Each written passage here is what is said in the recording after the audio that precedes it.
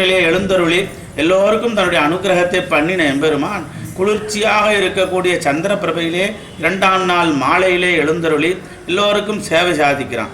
ஆக இப்படி 10 தினங்களுமே மாலை வேளையிலே பத்தி உலாத்தல் என்கிறதான வைபவம், பெருமாள் அப்படி கால்நடையாக அப்படி உலாத்தி கொண்டு வரக்கூடிய வைபவம். அப்படி அந்த பத்தி உலாத்தலானது 10 தினங்களும் நடைபெறும். அந்த சமயங்களிலெல்லாம் ஆழ்வாருக்கு தன்னுடைய அனுகிரகத்தை கொடுக்கிறான்.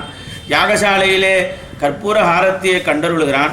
அதே போல டோலையிலே எழுந்தருளி எல்லோருக்கும் பொன்னூஞ்சலாடி தன்னுடைய அனுகிரகத்தை புரிகிறான்.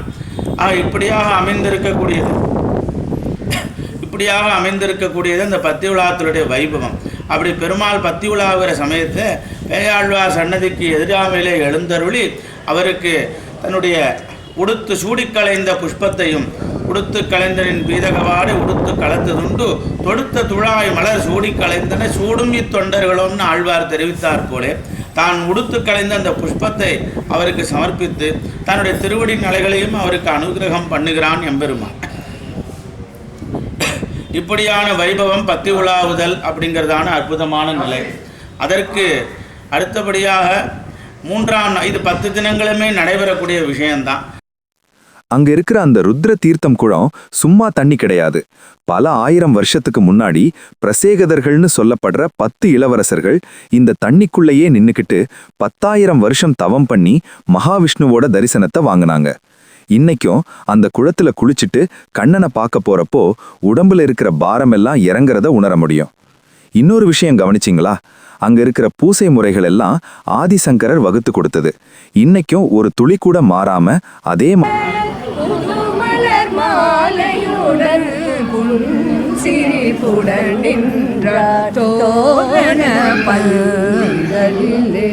மாதிரி நடக்குது.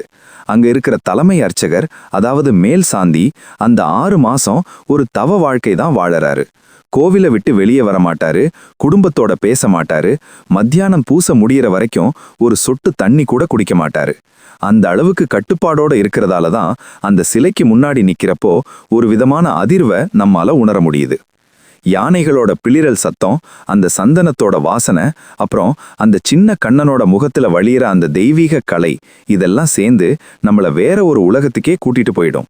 இது வெறும் பக்தி மட்டும் இல்ல, இது ஒரு கலை, ஒரு கலாச்சாரம், ஒரு மிகப்பெரிய வாழ்வியல் பாடம்.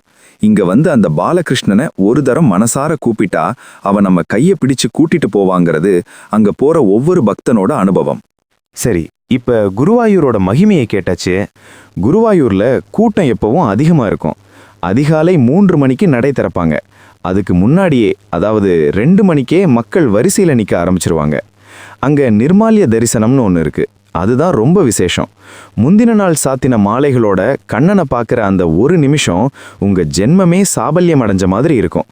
உங்களுக்கு வரிசையில் நிற்க முடியலன்னா ஆன்லைனில் நெய் விளக்கு தரிசனம்னு ஒன்று இருக்கு. அதை புக் பண்ணிட்டா கொஞ்சம் சீக்கிரமாக போகலாம். செலவுன்னு பார்த்தா ரொம்ப குறைவு தான். தமிழ்நாட்டிலிருந்து ஒரு 2 நாள் பயணமாக போயிட்டு வர்றீங்கன்னா ஒரு ஆளுக்கு 3000 முதல் 5000 ரூபாய்க்குள்ளேயே மொத்தத்தையும் முடிச்சிடலாம். அங்கே சாப்பாட்டுக்கு கவலையே படாதீங்க. கோவிலில் நடக்கிற அன்னதானம் அவ்வளவு ருசியாக இருக்கும். அந்த மட்ட அரிசி சாதமும் பருப்பும் அப்புறம் கேரளாவுக்கே உரிய அந்த அவியலும், ஆஹா, அது பிரசாதம் மட்டும் இல்லை, ஒரு அமிர்தம். ஒரு சின்ன டிப்ஸ், குருவாயூர் போகிறப்போ அங்கே இருக்கிற ஆனைக்கோட்டை, புன்னத்தூர் கோட்டா போக மறந்துடாதீங்க. ஒரு 60க்கும் மேற்பட்ட யானைகள் அங்கே இருக்கும். கோவிலுக்கு நேர்ந்து விட்ட யானைகள் எல்லாம் அங்கே தான் வளருது. யானை ரசிகர்களுக்கு அது ஒரு பெரிய கொண்டாட்டம். அப்புறம் அங்கே இருக்கிற கடை வீதிகளில் குருவாயூர் பப்படம் வாங்க மறந்துடாதீங்க. அதுக்குன்னு ஒரு தனி ருசி உண்டு. இங்கே ஒரு முக்கியமான கட்டுப்பாடு இருக்குது. ஆண்கள் உள்ளே போகிறப்போ சட்டையை கழட்டிட்டு வேட்டி தான் கட்டணும். பெண்கள் புடவை இல்லைன்னா பாவாடை சட்டை போடணும். இப்போ சுடிதார் எல்லாம் அனுமதிக்கிறாங்க. ஆனாலும் அந்த பாரம்பரிய உடை தான் அங்கே ஒரு தனி அழகை தரும். செல்ஃபோன், கேமரா எதுவுமே உள்ளே அனுமதிக்க மாட்டாங்க. அதையெல்லாம் வெளியவே லாக்கரில் வச்சிடணும். எதையுமே கையில் கொண்டு போகாமல் வெறும் பக்தியை மட்டும் சுமந்துட்டு உள்ளே போனீங்கன்னா அந்த சின்ன கண்ணன் உங்கள் மனசுக்குள்ளே உட்காந்துப்பான். குருவாயூரில் அந்த பாலகிருஷ்ணனை பார்த்துட்டு அப்படியே நேராக வடக்கே பிருந்தாவனம் பக்கம் போனீங்கன்னா அங்கே ஒரு இடம் இருக்குது. அதுக்கு பேர் நிதிவன். மற்ற கோவில்கள் மாதிரி இது வெறும் கற்களால் ஆன கட்டிடம் கிடையாது. இது ஒரு அடர்ந்த துளசி காடு. ஆனா இந்த காட்டுக்குள்ள நுழையிறப்பவே உங்களுக்கு ஒரு விதமான நடுக்கமும் அதே சமயம் ஒரு இனம் புரியாத அமைதியும் வரும். ஏன்னா உலகத்திலேயே வேற எங்கேயும் நடக்காத சில மர்மங்கள் இன்னைக்கும் இந்த நிதிவன்ல நடந்துகிட்டு இருக்கு. நிழல் கூட விழாத அளவுக்கு அங்க இருக்கிற துளசி மரங்கள் எல்லாம் ரொம்ப விசித்திரமானது. மற்ற இடங்கள்ல துளசி செடி நேரா வளரும், ஆனா இங்க இருக்கிற மரங்கள் எல்லாம் தரை நோக்கி வளைஞ்சு ஒன்னோட ஒன்று பின்னி பிணைஞ்சு இருக்கும். இதை பார்க்குறப்போ ஏதோ 2 பேர் கை கோர்த்துக்கிட்டு நிற்கிற மாதிரியே இருக்கும். அங்க இருக்கிற மக்கள் என்ன சொல்றாங்கன்னா, இந்த ஒவ்வொரு மரமும் ஒரு கோபிகை. ராத்திரியானா இந்த மரங்களெல்லாம் உயிர் பெற்று கிருஷ்ணரோட சேர்ந்து ராசலீலை ஆடுதுன்னு ஒரு ஆழமான நம்பிக்கை இருக்கு.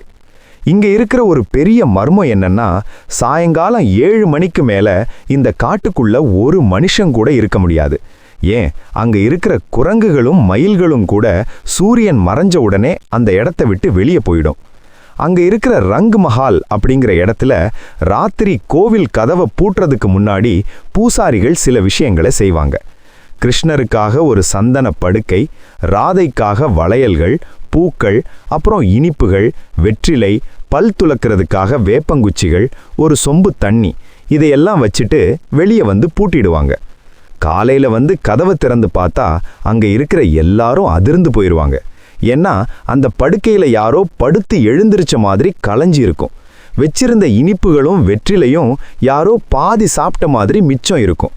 வேப்பங்குச்சி கூட பயன்படுத்தப்பட்ட நிலையில இருக்கும். யாராவது உள்ள திருட்டுத்தனமா போயிருப்பாங்களோன்னு நீங்க நினைக்கலாம். ஆனா அந்த பகுதியை சுத்தி இருக்கிற வீடுகள்ல ஜன்னல்களை கூட மக்கள் செங்கல் வச்சு அடைச்சிட்டாங்க. ராத்திரி அந்த பக்கம் யாரும் பார்க்க துணிய மாட்டாங்க. மீறி யாராவது ஒரிஞ்சு நின்று பார்த்தா அவங்க கண் பார்வை போயிருது, இல்லைன்னா மனநிலை பாதிக்கப்பட்டுடுதுன்னு அங்க இருக்கிறவங்க சத்தியம் பண்ணி சொல்றாங்க. இன்னொரு ஆச்சரியம் என்னன்னா, அந்த இடத்துல நிலம் எப்பவும் வறண்டு தான் இருக்கும், ஆனா அந்த மரங்கள் மட்டும் வருஷம் முழுக்க பச்சை பசேல்னு இருக்கும். அந்த பட்டைக்குள்ள உயிர் இருக்கிற மாதிரி ஒரு மென்மையான உணர்வு கிடைக்கும். இதெல்லாம் வெறும் கட்டுக்கதைன்னு நம்மால ஒதுக்கிட முடியல. ஏன்னா இன்னைக்கும் அங்க இருக்கிற பல பேரோட அனுபவங்கள் அப்படி இருக்கு. ராத்திரி நேரத்துல அந்த பக்கம் போனா கொலுசு சத்தம் கேக்குதுன்னும் புல்லாங்குழல் இசை காத்துல மிதந்து வருதுன்னு சொல்றாங்க. இது பக்தியா இல்ல அறிவியலுக்கு அப்பாற்பட்ட ஒரு சக்தியான்னு தெரியல. ஆனா ஒண்ணு மட்டும் நிச்சயம், அந்த இடத்துல ஏதோ ஒரு தெய்வீக சக்தி இன்னைக்கும் நடமாடிக்கிட்டு இருக்கு. அந்த சின்ன கண்ணன் தன் பக்தர்களுக்காக இன்னைக்கும் அங்க வந்து போறாருங்கிற அந்த நம்பிக்கை தான் பிருந்தாவனத்தை ஒரு புண்ணிய பூமியா மாத்தி வச்சிருக்கு. அறிவு தேடுறவங்களுக்கு அது ஒரு மர்மம், ஆனா அன்பு தேடுறவங்களுக்கு அது ஒரு அதிசயம். நிதிவனத்தோட மர்மங்கள் நம்ம மனசை உலுக்கிக்கிட்டு இருக்கும்போதே அப்படியே கொஞ்சம் தள்ளி வந்தா மதுராவும் பிருந்தாவனமும் நம்மளை வரவேற்கும். இது வெறும் ஊரு கிடையாதுங்க, இது கண்ணனோட இதயம். உலகத்தில் இருக்கிற ஒவ்வொரு கிருஷ்ண பக்தனுக்கும் இந்த மண் மேல ஒரு துகள் கிடைச்சாலும் அது கோடி புண்ணியம்னு சொல்லுவாங்க. ஏன்னா இங்க தான் அந்த மாயக்கண்ணன் பிறந்து வளர்ந்து தன் லீலைகளை எல்லாம் செஞ்சு முடிச்சான். முதல்ல நாம பார்க்க வேண்டியது மதுரால இருக்கிற கிருஷ்ண ஜென்மபூமி, ஒரு இருட்டு சிறைச்சாலை. அங்கதான் கம்சனோட கொடுங்கோல் ஆட்சியில வாசுதேவருக்கும் தேவகிக்கும் 8வது மகனா கண்ணன் அவதரிச்சான். இன்னைக்கும் அந்த இடத்துக்கு போனா ஒரு விதமான பாரம் நம்ம மனசை அழுத்தும்.